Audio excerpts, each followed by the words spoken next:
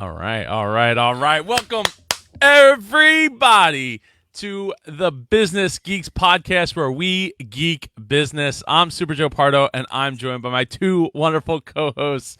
This week, we're discussing 3 ways to grow your business with podcasting. We also have a coolest or fullest where should you send a cardboard cutout of yourself to your family members while we're social distancing. And we have a couple of grind my gears, including talking about conspiracy theories, Facebook group pollution, and our one cool things, COVID loan tracker, and using your electric car that you may or may not actually have at this point, unlike me, who does have one, as a backup generator versus having a generator. But first, I need to introduce Jennifer Crawford, the co-founder of Sparent.co. Jennifer, how are you feeling tonight? I am feeling good. What's good feel like? Feeling good. It feels good. We had a good week at Sparent. We onboarded 3 new clients this week. So that's great because things have been a little slow, for the past couple weeks. So I think, things are starting to pick up again. So that feels really good. This week I'm good. I can't complain. Well, that is great to hear. Even though the word "good" is just so blah to me. Sorry, Joe. Why not great? Let's get great. Like that's what I want to hear. I want to hear let's get great. Well, I don't want to be too superlative. I'm being sensitive. Oh, look at that superlative as she's wearing her pearls. It's all happening today. Man. Look, I got my Mickey shirt on. It's as fancy as I'm getting it. It's been a while. It's been a wild 12 hours here down in South Jersey. So speaking of down, Samantha Riley of SamanthaRiley.global. How are you feeling tonight down under? Well, it's not tonight. It's this morning down under, yes. And it is awesome. The sun's shining. It's a great start to the week because we've just had a 4-day break for Easter. Do you guys have 4-day break for Easter? No. The schools okay. The schools do though. Like they like Ava's off from school right now. Us Australians, we just, as much time as we can take off to do nothing, we do that. Oh man, I need to move down there. Oh, totally. So good, so good. But how about you, Joe? How are you feeling on this wonderful Monday evening? I am feeling relieved now that the storms have passed over us and we didn't lose power, unlike most of the people or a lot of people in the South Jersey area where these ridiculous like 50, 60 mile an hour bursts of wind flew through the area. So I'm feeling quite relieved. Yeah. Glad you're safe. Yeah. Glad you didn't have it down safe. in DC? You didn't have that storm come through? You know what? I canceled my workout this morning because I thought it's going to be dangerous out there. We got, they said we were on a tornado warning till 6 p.m. It ended up being nice all day. Like it was a little cloudy, but then I looked out my window. I was like, blue sky, blue sky, blue sky. But knowing my luck, I knew as soon as I went out for my run, I'd be like at the furthest point from my house. And I know that, a tornado would come because that's just how luck goes with me when I'm outside running. Well, I think that everyone in DC should thank you, Jen, for not going out for your run. That's right. That's right. It's because of me that the weather turned out A-OK in DC. Fantastic. Yeah, it was pretty garbage here today. So that I'm feeling relieved. It's all good now that we're not losing power during the self-isolation period. So this week we are talking podcasting, which I am all for. I actually all 3 of us are all for because we all have podcasts. This is a podcast right now. If you didn't know you were listening to it, surprise! Yeah, surprise! Welcome to the conversation. We're talking 3 ways to grow your business with podcasting. So, who wants to start us off with 3 ways to grow your business with podcasting? Well, sure. Let's do this. We're going to go into more detail, but we have defined 3 distinct ways to grow your business with podcasting. The obvious is to create a podcast as a marketing arm for your business. But the other 2 ways might not be as obvious. One is being a guest on other people's podcasts. And the third is actually advertising your business on podcasts. So there are tips and tricks to make all of those things successful. So we're gonna dive into those tonight. Right? Yes, we Did are. I miss anything? Yeah, no. Sorry, Jen. I was making notes. I was listening. Is everybody asleep? I'm back with you. This is a podcast, apparently. Surprise! Well, I mean, do we want to just start with the marketing arm for your business? Yeah, let's start with that, because I think that the biggest piece missing, or the piece that most people miss in this first piece in creating their podcast, is actually the strategy of why they want to start a podcast. And this is something that I get a bee in my bonnet. Like, podcasting is great. I thoroughly recommend it. I now have 3 podcasts because I did something crazy over the weekend. And a lot of people will just start it without giving any consideration as to why. Why are you doing it, and what is the outcome that you want to get from your podcast? Pause. What was the crazy thing that you did this weekend? I know everyone wants to know. I want to know. I probably should. I probably should have filled that gap in, shouldn't I? Yeah. Just left you hanging there. So I'm doing a training for my clients today on how to launch a podcast. And as I was researching to put the training together, I inadvertently started a new podcast called Pod Nation. And it's all about podcasting and how to grow your business with a podcast. Didn't expect that to be happening, but oops. Oops, I started a podcast. That's a good title for a podcast, actually. Yeah. Well, thank you, Jennifer. Yeah, that's awesome. Oops, I'm pregnant. Yeah. Oops, I started a podcast. No, I did not say that. Oops. Well, congratulations on your 3rd podcast. Is that 3? That's 3. That is 3. Surgeon General's warning, podcast is addictive. Yeah. It is very, very Be addictive. Careful. Be very, very careful. One podcast often leads to another podcast. Absolutely.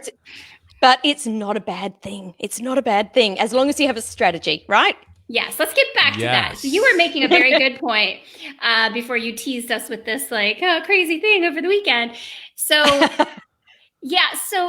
okay, Sam. So I know you've seen some podcastrophes. That's a word now. Oh, see what we did there. Well done. It's I not can't an even easy say word. that. I can't even see it. It's very difficult to say. So let's just forget about it. So knowing your why, right? So I think Absolutely. most business owners are like, well, my why is I want to make more money. I want to grow my business. I want to get clients. And I'm thinking that that's not a good enough why. I think it is, as long as you know. So this is what I think. And I'm specifically talking here about starting a podcast for your business growth, or that's what we're talking about here, right? Yes. Because there's plenty of other podcast genres that we're not going to talk about. We're specifically talking about to grow your business. So the very, very first thing that I think you need to know is, who is that one person that you're speaking to? Who is that one person that is your ideal client? Because until you know exactly who that one person is, it's very difficult to come up with the strategy of, what's the show title? What's the format? What's the, how are we running our episodes? Are we having guests? Are we doing solo episodes? Like, you guys know, there's so many things to consider, but the very, very first thing needs to be, who is your ideal client? And the other thing the reason that's important is because you may only ever get one listener. So knowing who that person is super important. I really hope that most people would get more than one listener. I just want to lower expectations a little bit. A little bit? That's a lot. They just came crashing down, Jen. One listener. No, I think that is so smart. And the other thing I wanted to mention is, so if you are starting a podcast to benefit your business, like, So my business is Sparent. We're a virtual agency. So I'm probably not going to start a podcast called the Sparent Podcast, because I think that's a little too in your face. It's not SEO friendly, since Sparent itself is a made up word. But I might have a podcast about how to work remotely, or how to manage a remote team, or how to be a virtual assistant. I may have a topic that is related to my business that does a good job of giving me a platform to showcase my expertise in that field. And therefore, as a byproduct of that, attracting potential business my way. I think that's a trap that you can easily fall into, right? Is making the show for you, right, that isn't for the not for the customer, right? It ends up being about your industry and not for attracting customers to the business. And that's it's an easy trap to fall into. So easy. You brought up another really good point there, Jen. And that is ring the bell. And I'm sure that Joe, you can talk more on this, but making sure that your title is SEO friendly and not getting all cutesy with it. I think that having a title that people don't understand isn't a smart thing to do. What's your take on this, Joe?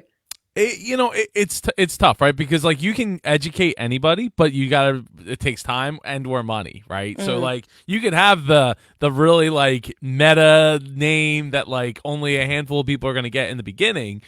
But then if you spend the money, or you spend the time and you keep at it and you keep pushing it, it can work. It's just a lot more it's just more of an uphill battle, right? So it just depends on whether or not you're willing to go down the long road to own something. But I mean, like with that said, like there's tons of things that we use every day that don't make a lot of sense, like Uber. Like no, that's not that doesn't say taxi to me. That doesn't say anything about riding in a car, or you know what I mean? Like it just at that point, it takes money, it takes time to educate people in that realm. Otherwise, yeah, I would try to make it as flat out as simple as possible. Anthony makes a great point here, to Google whatever you want your name to be to see the competition. Yep. Definitely a great tip. And the other thing that I do is hit Uber Suggest and have a look at what the SEO terms that people are looking up. Not necessarily that you want to name your podcast, how to start a podcast. We don't want it to be that boring, but you do want to have a look to see what it is that people are searching and how can you bring that into your title. But somehow. That could be the opposite effect too, right? If you make it too obvious, you're going to be competing with people who already own that space. Yeah, correct. So it can become very difficult. Yeah. To go in. Anthony loves your accent. Oh, thanks, Anthony. The only person that says Anthony like that. Yeah, well, it wasn't too long ago when we went through this process with the Business Geeks podcast, because we're still a relatively new podcast. So I remember when we were bouncing around names, and Joe, you had mentioned that, we want to make a podcast where we just basically geek out about business. And Sam and I both was like, wait a minute, break. Stop. Yeah, that's the essence. And so we did the Googling, and we were really surprised to find out that there wasn't a podcast called the Business Geeks Podcast. And so then then you, Joe, got on top of getting the domain name. And then we're looking and making sure we can get the social media handles that we'd like associated with the podcast across the platforms. Not that we've done much with them, but still we were snatching up that real estate, and we wanted to make sure it was available before we got too attached to the podcast name.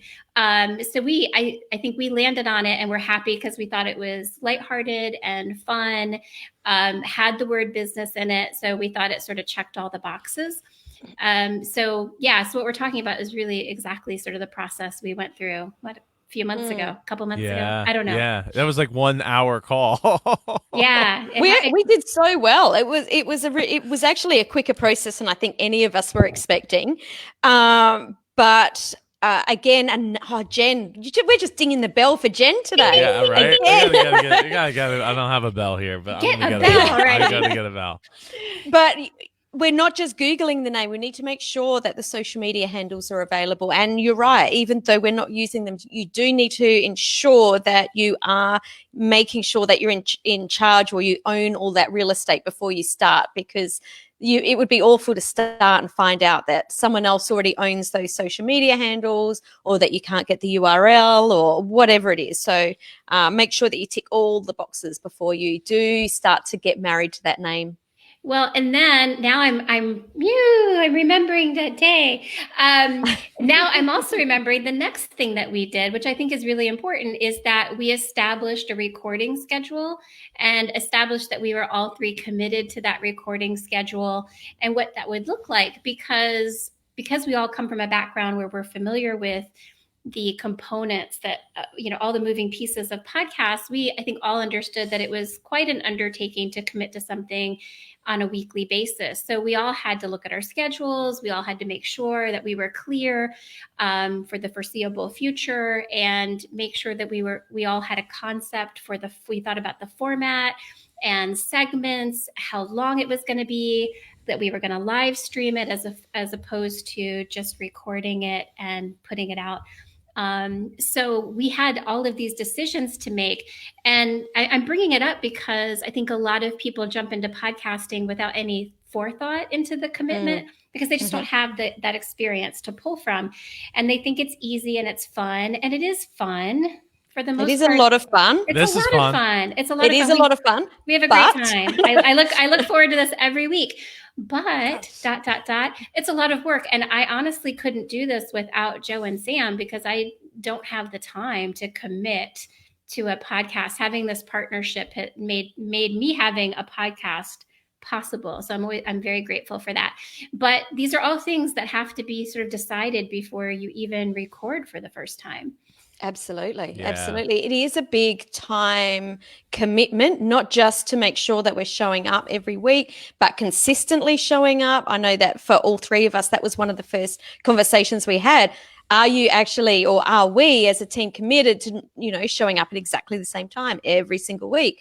And let's be honest, it's not just the three of us. There's also people behind the scenes. We've got Ethany that does our show notes. We've got Leon that does the audio editing. There's other people. So there's actually, there's Thor. Thor brings me my wine before we record. I mean, there are a lot of people that are making this happen and possible. I can't thank them enough. We couldn't do it without Thor. Melissa's putting the kids, up Melissa to bed putting right the kids to bed. Absolutely, yeah. It takes a village. Takes a village and a winery. Yeah. So, do you guys have any either personal success stories of how a business how a podcast helped your business, or clients or people that who started a podcast, used it as a marketing channel, and had success, meaning that the podcast did well, it brought in leads and business? Do you guys have some examples we can talk about? I mean, I have one. You go first. You go first, Joe. Oh, you sure? All right. Yeah, go first. All right. So, the Indie Pod podcast goes back to being called the Mid-Atlantic or MapCon Mid-Atlantic Podcast or Mid-Atlantic Podcast or something to that effect. Anyway, the whole idea was to pull in people to be on the show, have a great time, learn more about podcasting, teach other people about podcasting. But ultimately, what it did was it opens up the conversation between me and the person I'm having on, the person I'm interviewing / delivering information with, to get them deeper into the community, have them come out to the conference, have them help promote the conference. And that's really was the idea behind it. So it's been extremely helpful, even in the years where I didn't run the show. I handed off the hosting responsibilities to Amy J and to Chi, and they took it and ran with it, and I was super grateful for that, because at the time I was new dad territory. So it's real. And then now to the point where people look forward to booked months in advance to be on the show, and were have been disappointed to the point where they're like, no, we'll reschedule, when I had something come up and I was like, yeah, this is an emergency and I can't do it tonight. I have somebody else who could do the show with you. And they're like, no. I got to do it with you. All right, like, all right, cool. Like that makes, makes me feel happy. But it's just been very, I don't want to say transformative, but it's grown in the last year. It has grown exponentially since I got regular with it and got back on a schedule with having people on. Like it's really grown the brand. Nice. Yeah, growing the brand is such a big thing about podcasting. So I want to. This is a great case study to share, I think, because it'll help people. So my very first show that I started was called Unlimited Influence, and the idea of it was that I wanted to help people understand that they do have unlimited influence. And I was interviewing some really great entrepreneurs around how they'd built their influence to inspire other people. I was about 12 months in when I realized I've got great downloads, but that's all I've got. I've got fans, but it's not transferring into anything. So what I did, I shouldn't have shut the show, but I did. I actually stopped the show and started a new show called Thought Leaders Business Lab. It was for thought leaders growing their business. The name made much more sense. And straight away, I knew it was exactly the right thing, because what it did was make it very easy for people to know what the show was about. And now I get leads from that show every single week that do turn into clients, because I'm attracting the right people to the show that then want to potentially work with me. So I think that it's really important to get that name of the show and really understand why you're doing it. Although I don't think that I did anything wrong with that first show. It was a really great way to cut my teeth in podcasting. I learned so much. It was great. I got to, interview some amazing people. But getting that name of the show, really understanding who you're talking about and giving them the funnel to come in as well. So making sure that I'm sharing resources in every show or downloads so that people can come in to my into my email list. Also having a Facebook community that relates to the podcast so that they can collaborate in that Facebook group. So really understanding how the whole web works, with the podcast just being one little piece of it. To double back on that name change thing, like that, I mean, changing Mid-Atlantic Podcast Conference to Independent Podcast Conference has been huge. Like just the Facebook group alone, gets to the point where it's like 3 to 5 people a day are looking to join the group without even me doing any kind of advertising or anything. So people are actively searching for it, and instead of them finding Mid-Atlantic Podcast Conference and being like, oh, I'm not in the Mid-Atlantic, I guess it's not for me, even though we already had people that weren't. Just the name change can just make such a huge difference. Yeah, that's a good point. I don't think we can understate it, or no, I don't think we can overstate it enough how having a podcast puts you in a leadership position and a position of increased authority. I don't want to say it's an easy pass, but it is in a way a bit of an easy pass. It is a way for you to create your own positioning and your own platform, to get your own ideas, your own way of thinking or doing things out there to an expanded audience, because there's no geographical restrictions for you. And you can really engage much more intimately on this platform. So, I've seen people really step into their leadership and their authority once they have a podcast. And I think that's, such a powerful element of having a podcast. Yeah. I think it's about 80% of people listen to an entire show, and the average time for a show is 43 minutes. So having 80% of people listen to you for 43 minutes, you just can't get that with video or blog. I mean, it is a completely different platform. I'm not saying that blogging's not important. I'm not saying video's not important, but people can get to know you so much more intimately through a podcast. They get to hear your stories. They get to hear your voice. They get to really understand your depth of knowledge, your expertise. It's just such a fantastic platform. Yeah. Podcast listeners have grown 37.5% in the past 3 years. So it is a form of media that is continuing to grow. I don't think we've hit a peak. I think there's still room to get in there and start your podcast, particularly because there's quite a high attrition rate, right? Not everybody sticks with their podcast. They call it pod fade, when people just sort of run out of steam, run out of resources, typically time and energy, to keep producing a regularly published show. So, there is definitely a lot of competition out there, but I think there's still room for you to find your own space. Totally. So let's I was just about to say the same thing. So let's move right along into guesting, because I think that this is not just great for your brand, but also really great to grow your show as well. I think guesting is very important. You were going to go with it, Joe. So. It is. Oh, I was just going to push it along. But yeah, no, guesting, one thing that I would say, guesting gets you is somebody else's audience, people that might not be familiar with you, your brand, or just, the things that you're doing.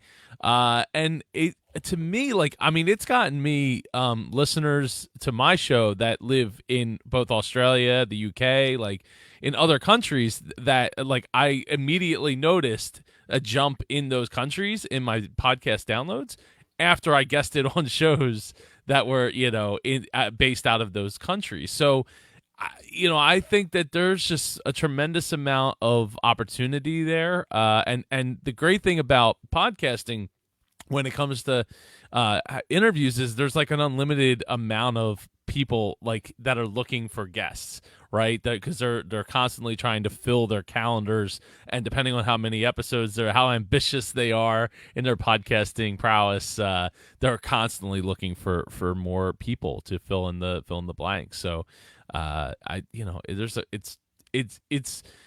it's great, and I think that even as a podcaster, even as a business that has a podcast, I think looking to get on other podcasts that are similar in vein or similar, to help you reach those other potential customers is an opportunity. Yeah, there are a couple of strategies. You can sort of consistently look for opportunities to be a guest, sort of as an ongoing thing. But there are also things called podcast tours. So they're like book tours for authors, where you can pay somebody to book you on a series of podcasts, and these interviews typically happen in a relatively short period of time. This is great if you're launching, a book, for a book launch or some sort of product launch or business launch, in order to get a lot of attention in a short period of time. There's obviously some coordinating that needs to be, involved. It's a little more intense than sort of casually guesting, as it sort of fits your schedule. But it can be a really effective, marketing tool that doesn't cost you anything but time, unless you pay somebody to book for you, which is an option. That's exactly how I met Joe originally. Yeah, really? I launched my book, and I was on Joe's show, and that's how we met. And now we've been on each other's shows multiple times. Look at that. It was in 2015. 15. Yeah. 2015. Wow. And Ava was just a little teeny tiny baby. She was brand new. Yeah. Wow. Oh, that's right. Yeah, because we connected in 2015, but we didn't do the interview until 2016. And Yeah. I love that story. Yes, Anthony says guesting is so much fun. It is fun. It is fun. What I would like to say is to make the best use of being a guest on someone else's podcast. Have some sort of freebie or resource that you can share, if that's okay with the host, that is related to the topic. And I really want to stress related to the topic. I remember someone talking about at a conference about how amazing building your email list is. It was actually at a podcast conference, and then the sign up was for teachers.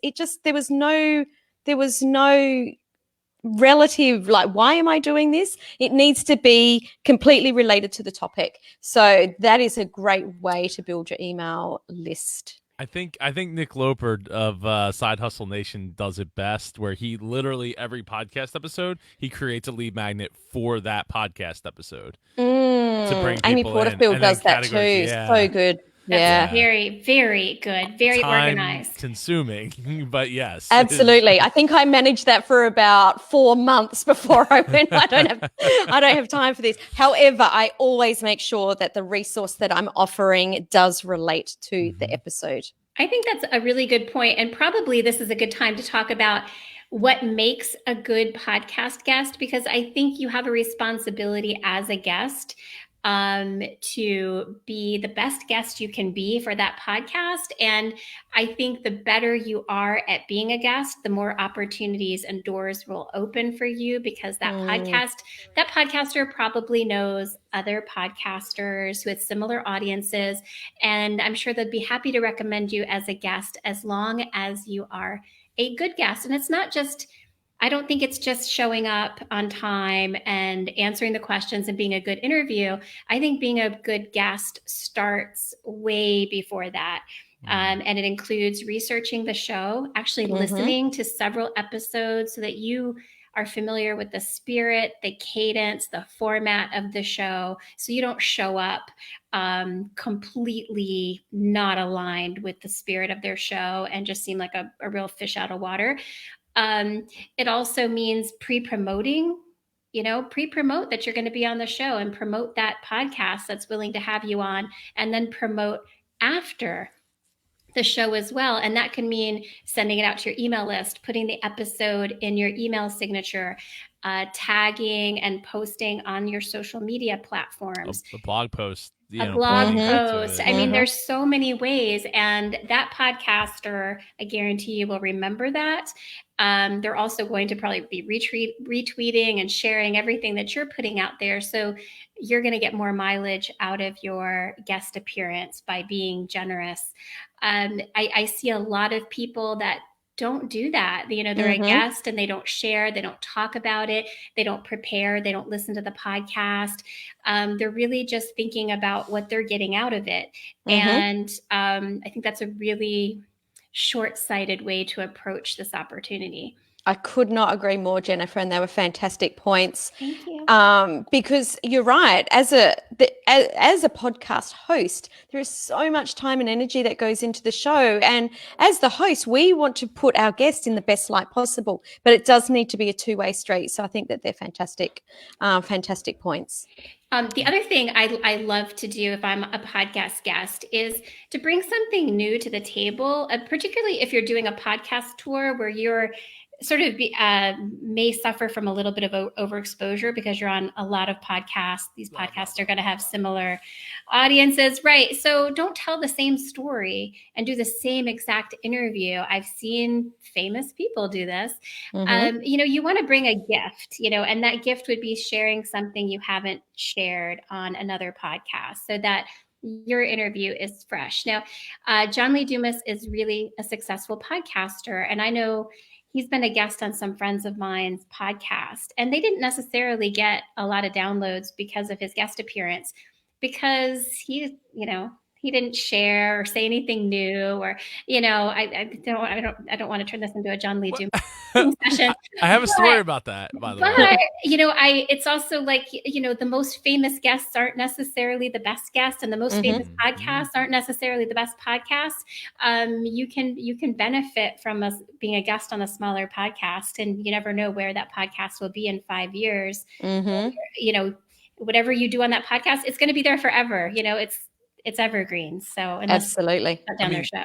The odds of the podcast that you're going on to sharing out the episode is like super, super high, right? Everyone's like, it's my podcast, I'm sharing it out.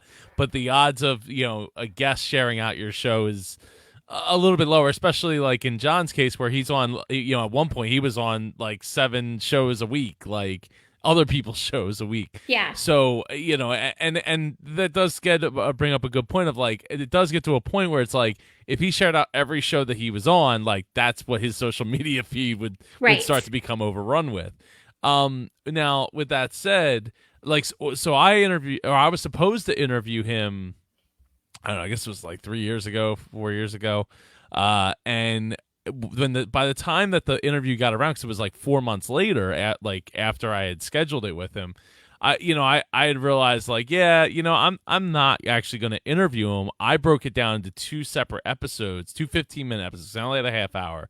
And we just talked about a specific topic in each of those episodes that we recorded, instead of me just doing the same interview where he tells the same story about how, he was in the military and blah, blah, blah, blah, blah. Right. And John's great. Like I've met him a couple times, like super nice. But I was like, let me just come at this from a different perspective. And I was doing topic shows at that point anyway. Like every Wednesday I was putting out a topic show. So for me, it was like, oh, I have 2 weeks, two separate weeks of topic shows that both feature John Lee Dumas. Like maybe it'll mean something, maybe it won't. I don't know. But it was just different than just, a basic interview.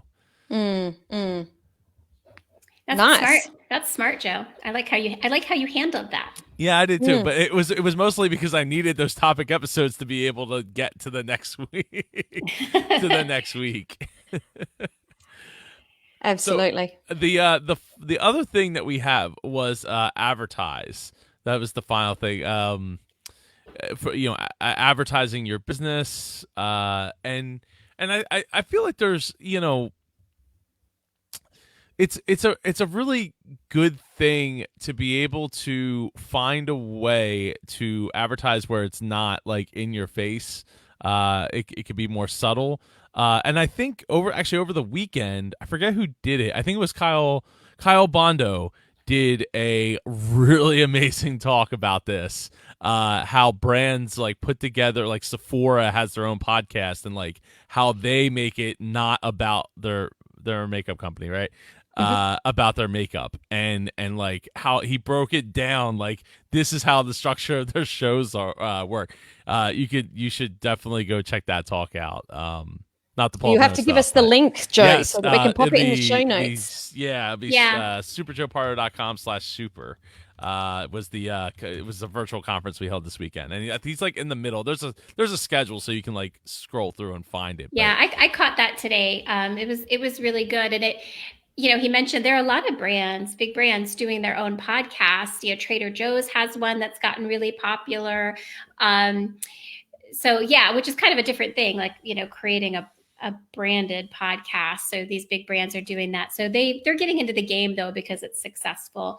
But actually having an ad on someone else's podcast is another tool. And you could do a live read or a recorded, digitally inserted ad. But I think the trick is finding a podcast or podcasts that have an audience that you want to reach for your services or your product.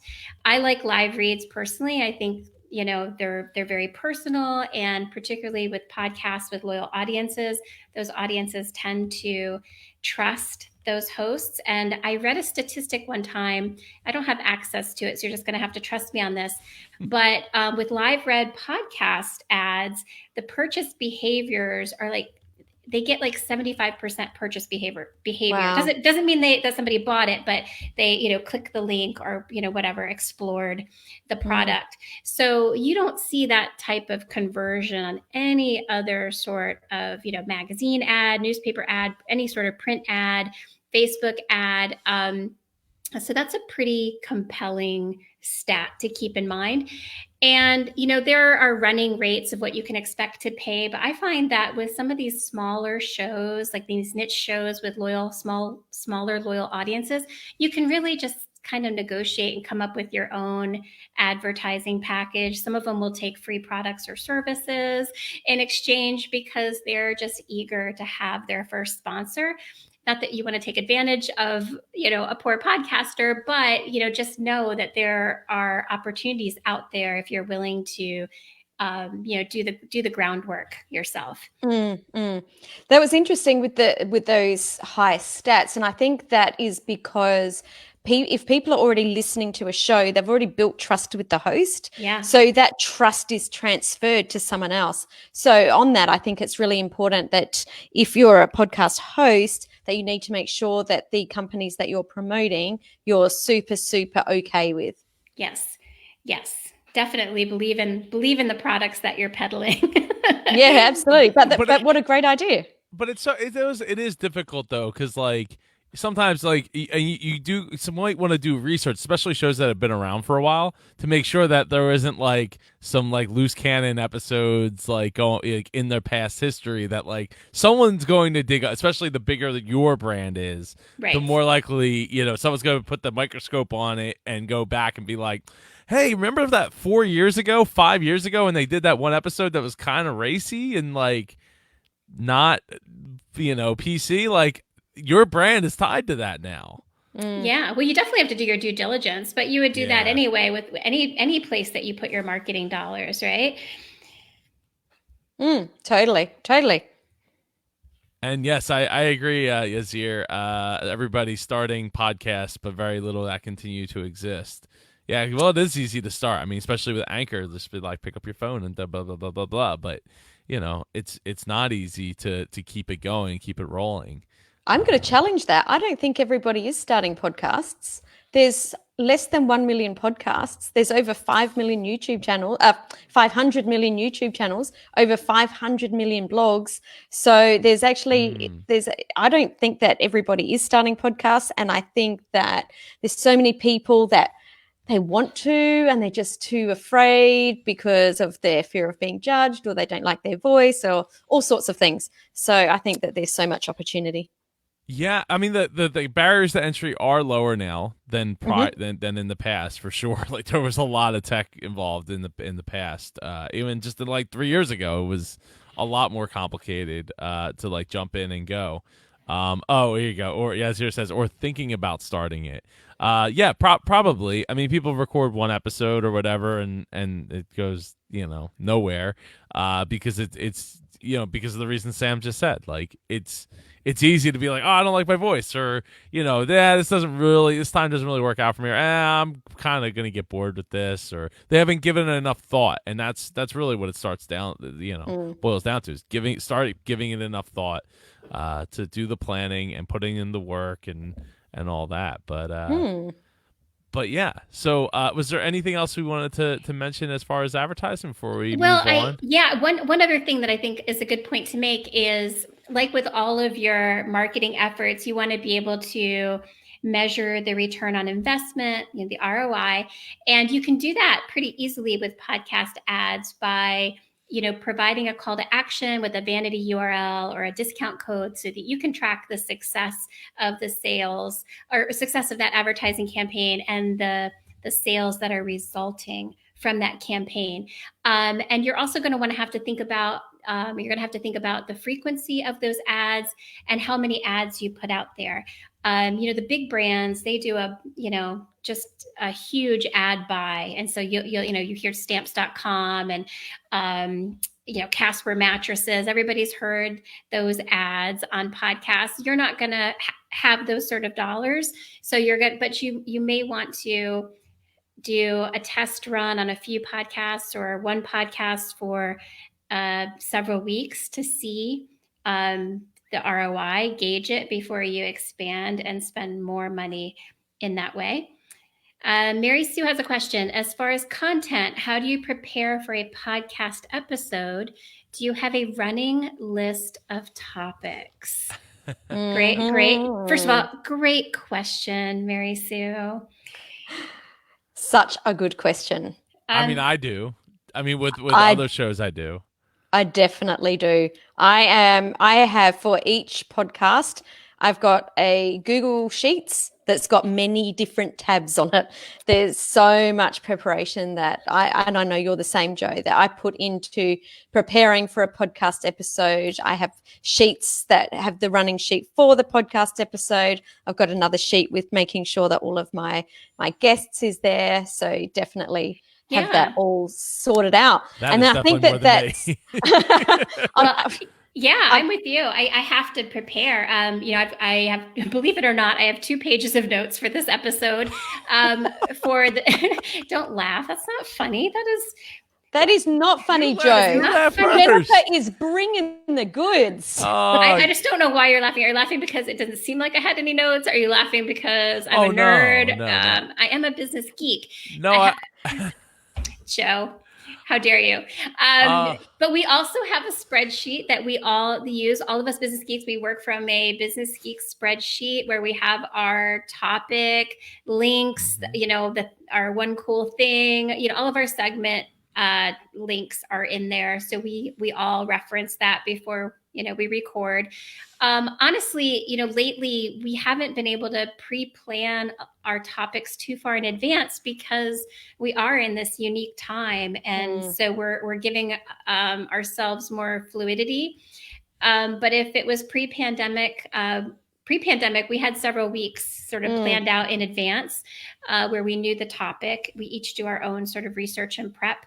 We meet prior to recording, and we sort of kind of group huddle, like what we're going to talk about. That only takes about 15 minutes or so. But yeah, we definitely plan. I know people that podcast off the cuff. I'm not one of those people that can do that. I need some prep. Yeah. And I think that it's really important to note that with this podcast and with my other podcast, that as soon as we had this crazy thing happening in the world that we don't want to talk about, that we did have to stop our, regular segments or our regular topics, because you also need to be very aware of what's happening in the world and not be deaf to that. Absolutely. Yeah, definitely. Nice. I was laughing at myself for not doing the preparation to the level that both of you do. You don't do any notes, Joe? You don't do anything? No, I mean, I remember this from the first week where we were turning up with pages and pages of notes, and Joe's like, excellent. Yes, that's great points. No, I mean, even for Dreamers Podcast, I have like a spreadsheet with like 300 or 400 topics that I could talk about at any given time. When they come to me, I just write it down, but I don't really like plot it out. There's been a couple of times where like, if there's something where I specifically want to make sure I nail every single point, if it's really in depth. Otherwise, like if I see a topic, I can just go off the top of my head for the most part. But then that's how I forget, I miss things. I forget things. But yeah, I think that you need more planning with more people as well, because I know that there's an episode I do with a different co-host, and our spreadsheet has every single point on there to make sure that we're both on the same page. Otherwise, it's very and that's what we've done here too. We knew the 3 topics that we wanted to cover. If we didn't have them, this could go anywhere. Yeah, literally anywhere. Yes. So just real quick, Yazir says why most of comedians are very good at podcasting. I mean, I would say because they're good at speaking on a microphone. Putting in the reps is the most important thing. And to Sam's point, having that first show gave her. I mean, you had what, like 75 episodes of that show? Yeah, roughly. Yeah, so like that was 75 reps that you got in that you weren't going to get just sitting around thinking about having a podcast. Like you have to get in front of the microphone. Oh, it doesn't matter how much you read about interview techniques or, questioning or answering in different ways. There is nothing like getting out there and actually taking action. Yes, yeah. Absolutely. Are we ready to move on to our cool or foolish or coolish foolish? Absolutely. Or foolish. Yes. Let's do it. Or foolish. I'm going to share my screen here. Jen, please explain what we're looking at here. What we're looking at here, folks, is a business called Cardboard Cutout Standees. And this company came to my attention because their Facebook ad showed up in my Facebook feed today. And I stopped. I was like, oh, this is a concept that's not really new, right? We've all seen cardboard cutouts, typically of famous people, these life-size cutouts where you take a picture, and if you do it just right, it'll look like you're actually with the person. Well, this company is doing an ad spend on Facebook and targeting people who are socially distanced from their relatives and friends. And they're suggesting that you use these life-sized cardboard cutouts to send to your family members who are missing you.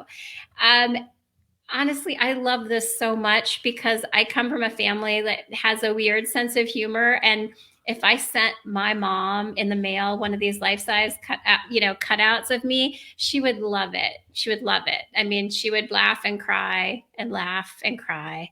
So I think it's a great idea. I think I have to say that I don't know necessarily who they targeted pre-pandemic, but I did not think this was a bad ad. I thought this was okay. I liked it. Some people might think it's tacky. Look, if I love it. If I had have seen this last year, I would have been on the foolish side. But right now, I'm missing my family so much that I'm going to go with coolish. I think that this could be so much fun. So, Jen, I think it's coolish. Thank you. Mary Sue thinks it's weird. That's so 2019. How much is this like? I think it goes by height. So let's say about if I wanted one for me, I think it was about $100. So this is so cool. I get to pay a lot less for mine than Joe gets to pay for his. The tall people it takes more cardboard, more ink to create you. Wow. I think this is fun. I think there's a lot of fun to be had here. Just think if we're still socially isolated around the holidays, like, the Christmas and Thanksgiving holidays, like these are going to be lifesavers. Mary Sue, we get a Gerard Butler cutout. I don't know who that is. I'm bad with pop culture. Sorry. Yeah, I mean that's a pretty good guy to get, I would say. Yeah, super cool. Yeah. Yeah. I think it's cool. To me, I try to scale it on price, but for like $100, And it's gonna last. And as long as you don't put it outside, it should last forever. That's pretty cool. Yeah, I think it's definitely relevant to what's going on in 2020. Well, look what Brent has a good idea here. Hook up a remote microphone and app-driven audio. Yes. Oh, so they can talk too. I don't know. I think my family would like me just quiet. Just a silent Jennifer showing up. Like stick like an iPad to the over the face. Oh, strap the iPad to the face, and then you do some FaceTime, and they're standing there in front of you. Fantastic. I love it. What are we gonna think of next? Oh man, that is cool though. All right, so moving right along because we only got about 10 minutes. Sam or Jen, who wants to go first with their grind my gears? I always go first. I want Sam. Sam never has a grind my gear. I give her the floor. I have one this week. This is really grinding my gears. Is all of the rubbish conspiracy theories on social media driving me insane. Seriously, people, if you haven't got anything better to do with your time, go watch Netflix or something. Like, you cannot spend time concentrating on growing your business if you're getting caught up in ridiculous conspiracy theories. I know. Out. We all know that 5G phones cause coronavirus. Yeah, it never existed before that. And there's only like 5 cities in America that actually have the nano 5G antennas. Like, get out of here. Oh my God. I have seen it all. Seriously. I've seen the most ridiculous things. And over the weekend, all the people saying, we shouldn't be social distancing. We're being forced to, be controlled by the government. I'm like, oh, for goodness sakes, just stop. Just stop. These are Australians saying that or Americans? No, Americans. Oh, yeah. That's totally an American thing. Yeah. Yeah. I saw a post today saying that this wasn't really a virus. I don't know what it is. Like, what? It's not a virus. What are you saying? What is it? I just can't click. I can't click on this nonsense. I agree with you. It's insane. But you know what? There are a lot of people out there that are, in that camp and that are getting very antsy about being, in quarantine. So I think this, if you're a little crazy, maybe now you're a medium crazy, your crazy levels going up. I don't know. Yeah. No, I get the isolation thing. It is a little bit lonely, but seriously, I've unfollowed so many people on social media this weekend. I just want to be around happy people that might be a little lonely, but positive people. Hey, loneliness. So we can hang out for a bit longer, you guys. Yeah. Hey, emotions. People have emotions, right? And loneliness. There's nothing wrong with things. emotions. So it's but it's when you want to take it to the extreme of like everybody's doomed, or this is all one big government plot to keep me in my house. How dare they want to keep me in the place that I pay the most money to be at any given moment every single month? That's crazy. Absolutely crazy. So there. What about you, Jen? That's a good. I guess like Brent says, you're the grind my gears queen. Yes, according to Brent Basham. At least I'm the queen of something. I mean, I'll take it. I'll take it. Okay, so this is about Facebook groups and some Facebook group behavior that I've witnessed. So one of them is the Facebook group participant that plays this game where they post something in your group that's self-promotional. And then in order to keep that post at the top of the group feed, they comment on their own post. Do you know that trick? Do you know that trick? I noticed. Do. Yes. I'm on to you, people. I am on to you. You're not going to win this game in my group. The other thing is, apparently, people have been given advice that if they want to promote something, to blast the same exact post in multiple groups. And I don't know that someone's teaching that. I think that people just don't get it. Oh my God. Nobody cares. There's no engagement on these posts. And the reason I see them is because they put them in. I'm getting to that, Mary Sue. This is number 3. Okay. So I see them because I'm in a lot of entrepreneurial groups, and I'll see these entrepreneurs post the same post, and it's just such a waste of time. The second thing is the CVS linked post that precedes a picture of your big face. I don't understand what that is about. Why am I looking at your beautiful face? They're always beautiful faces, never like not beautiful people. They're always very beautiful people.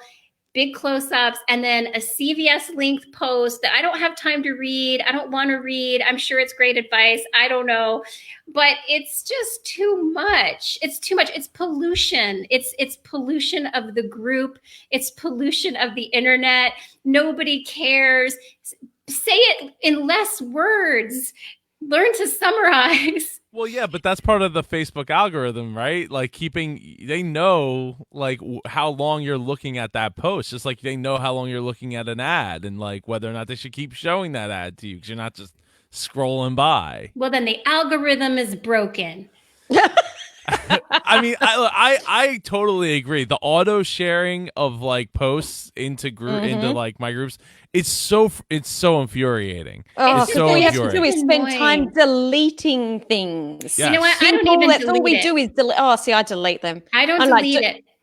I don't, because I want them to hang there in embarrassment when nobody engages. Well, see, I don't even know want that them they're to sharing learn. it though. In some They cases, need to learn. Yeah, they ghost. They absolutely ghost your group. I delete them because I don't want to lose respect for my group. I want them to know that it's a great place to hang out, so I don't want that rubbish in there. I hear you. I'm monitoring it. There's clearly some gray area. The other thing is, can we stop challenging? Can we stop with the challenges? So many people are like, so many challenges. I don't want to be challenged. I don't have time to be challenged. It's a challenge just to maintain a routine, keep my business growing, feed my dog on time. Like, can we just, no challenges? I don't want to feel guilty. Challenges. No challenges. No But challenges. Pandemic is a challenge. It's No self-promotion, isn't it? Like they're sharing like a post that's like, I'm It's a lot challenging to you to blah, ask. blah, blah, blah, blah. It's a lot to ask from anybody. Life is a challenge right now. Like just getting your groceries from the front step inside without it contaminating your whole damn family is a challenge. Yes. Okay? Yes. So stop effing challenging people. Just calm the F down on the challenges right now. Pick them back up after the pandemic. I couldn't agree more. That's my grind my gears. See, I like the challenges. I think they're great. And Keeping my kids actually, I'm in a washing couple their of them hands at the is a minute because I like it. They're just Let's do this thing for 5 days. I like them. Oh, 5 days. Oh. No. The packages showing up at my door is like legit becoming a challenge. Yeah. I challenge myself. Is it worth the Clorox wipe? That's the question. Like, there's only so much, and Lysol spray. Like, I'm running it low. I'm starting to run low on it. Do you wash the tomatoes or do you spritz them with your Clorox spray? I don't know. I mean, I don't know. I'm not in charge of the food thing, but I don't know. But how did we get grapes? Like, how do you wash how are you going to wash grapes? I'm not buying grapes because that's too hard. I don't know. Exactly. No grapes. Well, we have grapes. I don't know how long that'll continue. But you know what? My kids love fruit. So, I mean, that's a good problem to have. But it's a problem like when apples and stuff like that. You got to use soap and water and then rinse it. Mm-hmm. And it's just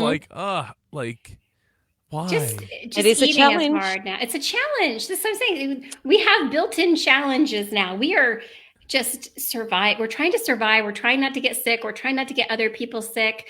We're trying to weather this economy and the unknowns. There's so many unknowns right now. I just think that we can maybe take a break on the challenges. That's all. Don't get mad if people don't participate. So let's wrap up real quick here with our one cool things. Oh shoot, I rambled on too long. Okay. Sorry. It's all right. It was worth it. It was worth it. It was. Jen, you have something, the COVID loan tracker? Yeah, COVID loan tracker, covidloantracker.com. This is, I stumbled upon this today. Actually, Mark Cuban shared this on LinkedIn. It's a completely grassroots effort to bring some transparency to small business owners who have applied for the SBA backed relief loans. Has anybody even got one yet? Well, that's the thing. People have applied and they haven't gotten them. So this is for the applications for PPP and EIDL applications.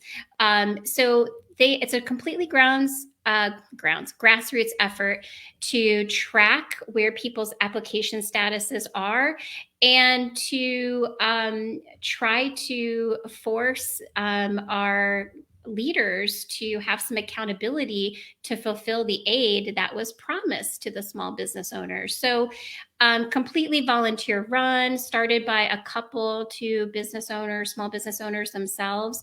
But it looks completely legit. I love what they're doing. They're looking for contributors, which I think are also volunteers, to help with PR and social media, newsletter and blog writing, that sort of thing. So I encourage you to get your business tracked if you've applied for any of those two things, and so they can keep track and accurate accounting and keep our government officials accountable at the same time. I thought that was pretty cool. Yeah, I haven't received mine yet. Have you? Did you apply? No, I haven't. I didn't need to apply, so I did not. Oh, well, I applied. Doesn't mean I'll actually get anything because it's only 300 million or 300. Was it 300 million or 300 billion? I don't know. But whatever it wasn't going to be enough money for everybody to be getting the $10,000 that they were offering, or up to $10,000, I should say. But, so Sam, did you have a one cool thing this week that you were trying to put in? I was trying to put it in. I was struggling with the spreadsheet today, wasn't I? This relates to our topic of podcasting that we were talking about before. And I know I've mentioned it before, or we've mentioned it before, podit.net, which is a great platform to go to find guests and to also find podcasts looking for guests. So my one cool thing is to sign up on podit.net. Oh hey, look at that. Hey, look who that is right there. Right, both me, Matthew Passy, Digital Dad. How about that? Look at that. That's old show artwork too. I gotta. So Brent, excuse me. I would like to say I did the shout out. Where am I on that homepage? Yeah, right, Brent. I think Brent started is live right now himself. He's live now. Podcast interviews, interviewing somebody else. So he's not here to see this. So I'll have to. That's to okay. tag him. He'll go back and have a look, and he'll know that I'm only joshing. Yes. Which I don't know what that means in America, but it means just joking. Yes. Well, we know we got. I think we got that one down at least. No, even though I don't think any Americans say that. My one cool thing was so I was talking to a friend of mine who also has a bunch of electric vehicles, and he's like, dude, you realize like you could like use your battery in your car to be a generator for your house, right? And I was like, wait, what? So I went and got an inverter, a 2,000 watt inverter, so I could run like the griddle, the toaster, like the convection toaster oven, the microwave, a TV, pretty much not all at once, obviously, but like a refrigerator, all from off the battery of my car. And because it's like 68 kilowatt hours, and I can run say 1 kilowatt hour to like say maybe 2 an hour. I can basically run for like a day and a half if I maxed it to like the full 2 kilowatt per hour. So I don't have to have an extra I don't have to have a generator and go get gas. Like I could even plug my car into like my neighbor's generator and like generate power into the battery. Like it's super cool. So I just wanted to say, like, there's another reason to get an electric vehicle. You have your personal generator right there. Wow. Yeah. Very good. Yeah. For only like $140 too. Like you can get an inverter that's 2,000 watts. That'll do your like cooking and all. And I even went and bought a refrigerator because our refrigerator in our house is like we'd have to like rip the whole thing out from the wall, like because it's all like encased. So you'd have to like rip the whole thing out to get to the plug. So I was like, you know what? I'm gonna find a cheap refrigerator and I'm gonna put it in the garage because we have 2 kids now and we need more than one refrigerator anyway. But yeah. So I went. That's what I did this morning in the rain and the like 50-mile-an-hour gusts and stuff. Drove the minivan over to Best Buy, who was still open. Who have either of you been to a store lately? No. Like, yeah, so I pulled up to the Best Buy and they have like right on the, like they text you and you tell them what vehicle you're in and they'll come out and bring you your stuff. Or you can walk up to the front where it's like they have like a folding table in front of the door, like behind the door, like just inside because it was like pouring rain, and you could walk up and like get your exchanges that way as well. It was really kind of neat. I'm glad that they're still able to operate, and I was able to get a refrigerator pretty That's cheap. Nice, yeah. Good work, Best Buy. Yeah, right. One other good work I want to give out to, I ordered I can show you. So these black covers here, they're on top of my turntables. So I ordered them off of off of Amazon, and this nice strip of paper was attached to the bag. It's probably really, really hard to read, but basically what it's saying is that how much, as a small Denver-based business that plans to stay 100% operational during these times, we greatly, like all in caps, appreciate your purchase. And they say, it even goes on to say, we are often making 2 trips each day to the post office to ensure timely delivery of our packages because we know Amazon is now taking 3+ weeks to deliver our items to Prime members. Thanks again for your support, and do not hesitate to reach out if you have a problem with your order. So like, I thought that was really cool, and I was like, I'm going to mention this on the show because I think that's a really neat thing to, even though, I mean, they make covers for like lots of different things, but like specifically for my turntable. So what's the name of the business, Joe? Oh, that's a great point. It's Digital Deck Covers. Digital deck covers. Great job. I love the personal note. Absolutely. I think next time, like, they could use a bigger piece of paper. Yes. But I love that they took the time to do that and to thank you. That's a class act right there. Yeah, so they cover all kinds of equipment and things like that, waterproof, and I hadn't been to their website before, but yeah, very, very happy with the product for sure. Fantastic. And happy with the little personal note there. That's really nice. Small businesses are the best. They absolutely are. They absolutely are. We might be a little biased, I'll admit. All right. Well, I think that's about time for us to wrap it up. We're already 8 minutes over, and I don't want to keep pushing it. Anyway, I hope you all have a great, safe week. I hope you're all able to get your food and supplies that you need. Oh, speaking of which, we ordered from Instacart for the first time. Next week I'll let you know how that went, because it's like they'll be here sometime between Tuesday and Friday with our food. We don't know when, but I was like, if you can get an order in, just get an order in, and we'll deal with the price. Whatever we get late, when we get it. So better than going to the store. But yeah, I hope you all have a safe week and get all the supplies and everything you need. Join us every Monday at 8 p.m. Eastern Daylight Savings Time, or 10 a.m. Australian Eastern Standard Daylight Time? Standard Time, I guess. Time. Yes, over at facebook.com/businessgeekspodcast. If you haven't been to our website lately, we did update it last week. Go to businessgeekspodcast.com. All right. Next week, we don't know what we're going to speak about next week, but we will know probably in the next day or so and get it posted for you to be able to find the video. Thank you all for watching. Anthony, Mary Sue, Brent, Yasir, Nicole, and Mark Lineberry. Thank you all so much for taking the time out of your Monday night to be with us. See you all next week.